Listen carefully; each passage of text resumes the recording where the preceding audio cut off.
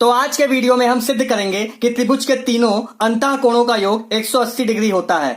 तो दिया क्या है, सबसे पहले हमें दिया है ट्रायंगल एबीसी जिसमें angle A equal to angle 1, angle B equal to angle 2 और angle 3 equal to angle C. ठीक है, मतलब ये एंगल 1 दिया है हमें, ये एंगल 2 दिया है और ये कितना दिया, एंगल 3 दिया है। इतना आया समझ में। अब रचना क्या करेंगे हम लोग, रचना ये करेंगे कि BC के पैरेलल एक लाइन PQ खींच देंगे A पर। क्या, BC के पैरेलल, BC के समांतर एक लाइन A से जाती हुई खींचेंगे जिसका नाम क्या होगा, PQ। ये क्या है, एक लाइन हमारी PQ जो किसके पैरेलल है, BC के और A से गुजरती है।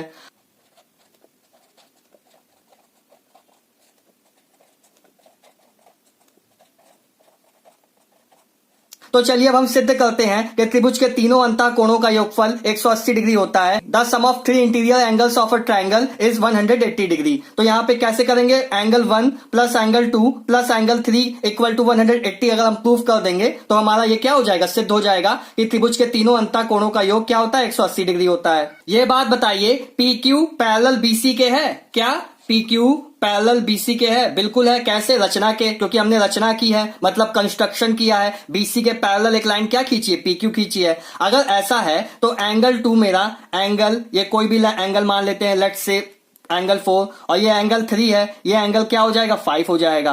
तो ये बात बताइए, एंगल 4 इक्वल टू एंगल 2 के होगा, क्यों, एकांतर कोण। आप जानते हैं जब दो समांतर रेखाओं को एक तिर्यक रेखा कट करती है तो ऐसे जब Z बनेगा, इसको याद करने की क्या तरीका है, Z बनेगा तो वो आपस में क्या होते हैं, एकांतर कोण होते हैं, अल्टरनेट एंगल होते हैं। तो एंगल 4 इक्वल टू एंगल 2 के हो जाएगा, बिल्कुल। एंगल 4 इक्वल टू एंगल 2 के, क्यों, एकांतर कोण है या इंग्लिश में अल्टरनेट एंगल।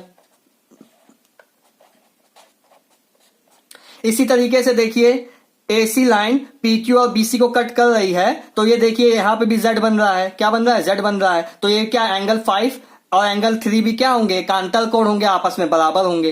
तो ये क्या, एंगल 3 इक्वल टू एंगल 5 के हो जाएगा, क्यों, एकांतर कोण, अल्टरनेट एंगल। इतना समझ में आया। अब देखिए PQ क्या है, PQ एक सरल रेखा है, स्ट्रेट लाइन है। तो हम जानते हैं स्ट्रेट लाइन पे जितने भी एंगल बनते हैं उनका सम क्या होता है, 180 डिग्री होता है। स्ट्रेट लाइन में एक तरफ, ये एक तरफ है, ये एक तरफ है, तो एक तरफ जो भी एंगल बनते हैं उनका सम कितना होता है, 180 डिग्री होता है। तो यहां से देखिए, angle 4 plus angle 1 plus angle 5 equal to 180 degree होगा, क्यों, सरल रेखा है, स्ट्रेट लाइन है इंग्लिश में। Angle 4 plus angle 1 plus angle 5 कितना होगा, 180 डिग्री होगा। तो ये बात बताइए, एंगल 4 किसके बराबर है, एंगल 2 के, और एंगल 5 किसके बराबर, एंगल 3 के। तो हम लोग अगर इसकी वैल्यू यहां पे रख दें तो ये क्या हो जाएगा, एंगल 4 की जगह क्या हो जाएगा, एंगल 2 हो जाएगा। एंगल 1, एंगल 5 की जगह क्या हो जाएगा, एंगल 3 हो जाएगा। तो ये क्या हो गया, 180 डिग्री। अब ये बात बताइए, angle 2, angle 2, angle 3, angle 3, angle 1, angle 1, ये क्या होगा, इन तीनों का योग क्या आ गया, 180 डिग्री आ गया। यही तो हमें सिद्ध करना था। इति सिद्धम। क्या, त्रिभुज के तीनों अंतः कोणों का योगफल 180 डिग्री होता है, हमने अभी सिद्ध कर दिया। चतुर्भुज को इंग्लिश में क्वाड्रिलेटरल कहते हैं। आज हम प्रूव करेंगे, सिद्ध करेंगे कि चतुर्भुज के चारों अंतः कोणों का योग 360 डिग्री होता है। The sum of interior angles of a quadrilateral is 360 degree. ये आज हमें क्या करना है, प्रूव करना है। तो दिया क्या है, सबसे पहले दिया है हमें चतुर्भुज ABCD जिसमें क्या है, एंगल A, ये एंगल A है मेरा, ये एंगल B है, ये एंगल C है, और ये एंगल क्या है मेरा, D है।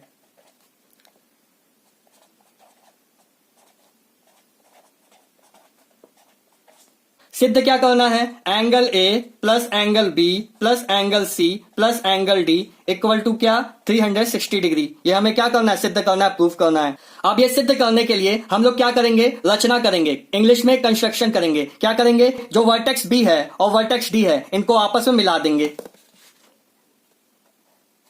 ये मैंने क्या किया, बी से डी को मिला दिया। अब एक बात बताइए, ये जो एंगल होगा ये मैंने मान लिया एंगल 1 है, ठीक है। ये जो एंगल होगा ये मान लिया मैंने एंगल 2 है। ये जो एंगल होगा ये मान लिया एंगल 3 है। ये जो एंगल होगा ये मैंने मान लिया कितना, एंगल 4 है। इतना आया समझ में। रचना क्या की, डी से बी को मिला दिया। इतना आया समझ में। अब चलिए हम लोग सॉल्यूशन देखते हैं इसका, कैसे हम लोग प्रूव करेंगे कि चतुर्भुज के चारों अंतः कोणों का योग 360 डिग्री होता है। अब ये बात बताइए, ये ए डी बी एक ट्रायंगल है क्या, ए डी बी एक ट्रायंगल है। तो त्रिभुज ए डी बी में, त्रिभुज ए डी बी में, ये बात बताइए, हम जानते हैं त्रिभुज के तीनों अंतः कोणों का योग कितना होता है, 180 डिग्री होता है। तो ये एंगल ए है, ये एंगल 1 है और ये एंगल 2 है। इन तीनों को जोड़ने पर कितना आना चाहिए, 180 डिग्री आना चाहिए। तो angle A plus angle 1 plus angle 2 equal to कितना, 180 डिग्री। इसको इक्वेशन हम लोग क्या बोल देते हैं, 1 बोल देते हैं, इक्वेशन 1 बोल देते हैं। डीसीबी, डीसीबी, डीसीबी भी तो एक त्रिभुज बन रहा है, डीसीबी ये भी तो एक त्रिभुज बन रहा है। तो ट्रायंगल डीसीबी में, ट्रायंगल डीसीबी में देखिए angle 3 plus angle C plus angle 4, इसको भी जोड़ने पर कितना आएगा मेरा, 180 डिग्री आएगा। इसको इक्वेशन 2 बोल देते हैं। अब समीकरण 1 और समीकरण 2 मतलब इक्वेशन 1 एंड 2 को हम लोग जोड़ देंगे, ऐड कर देंगे। समीकरण 1 व 2 को जोड़ने पर